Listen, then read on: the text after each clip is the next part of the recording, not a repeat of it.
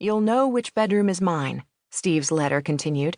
I can't remember the last time I changed the sheets, so you might want to do that before you crash. Crashing certainly sounded inviting, Lindy mused, sinking with a sigh onto the edge of the unmade bed. Although she'd nearly memorized Steve's words, Lindy read completely through the letter once more. Clean sheets were in the hall closet, he explained, and she decided to tackle making the bed as soon as she'd unpacked her things. The washer and dryer were in a small laundry room off the kitchen, the letter went on to say.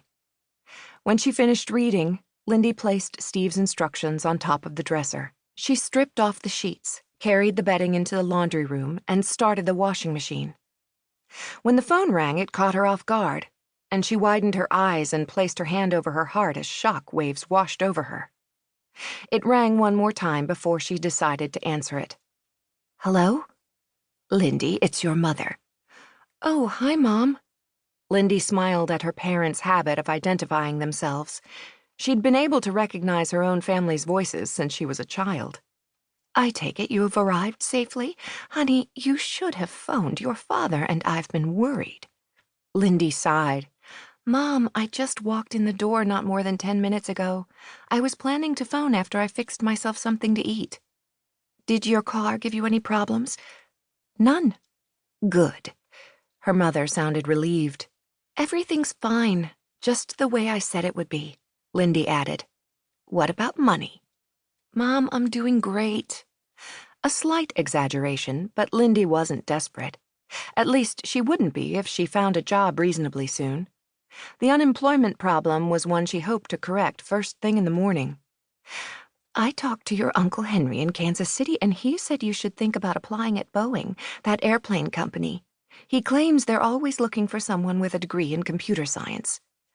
I'll do that right away, Lindy answered in an effort to appease her mother. You'll let us know when you've found something? Yes, Mom, I promise. And don't be shy about asking for money. Your father and I— Mom, please don't worry about me. I'm going to be just great. Her mother expelled her breath in a long, anxious sigh. I do worry about you, sweetie. You've been so terribly unhappy. I can't tell you how disappointed your father and I are in that young man of yours. Paul isn't mine anymore. Lindy's voice trembled a little, but she needed to say it out loud every now and then just to remind herself of the fact. For 4 years, she'd linked all thoughts of her future with Paul. Being without him felt as though a large part of herself was missing. I saw his mother the other day, and I'll have you know I took a great deal of pleasure in looking the other way, Grace Kyle continued, with more than a hint of righteous indignation. What happened between Paul and me isn't Mrs. Abrams' fault. No, but she obviously didn't raise her son right. Not if he could do something this underhanded and despicable to you. Mom, do you mind if we don't talk about Paul anymore? Ever? Even the mention of his name brought with it a sharp pain, yet part of her was still hungering for news of him. Someday, Lindy vowed, she'd look back on these awful months and smile at the memory. Someday, maybe, but not now. Lindy, of course I won't talk about Paul if you don't want me to. I was being insensitive. Forgive me, sweetie. It's all right, Mom. A short, throbbing silence followed. You'll keep in touch, won't you? Yes, Lindy answered and nodded. I promise. After a few more minutes of filling her parents in on the news of her trip, Lindy replaced the receiver. The washing machine went into the spin cycle behind her, and she tossed a glance over her shoulder.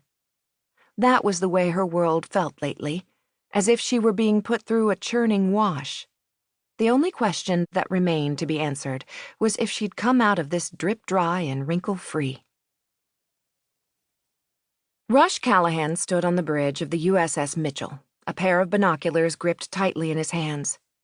He paused to suck in a deep breath of tangy salt air and sighed his appreciation for the clear, clean scent of it.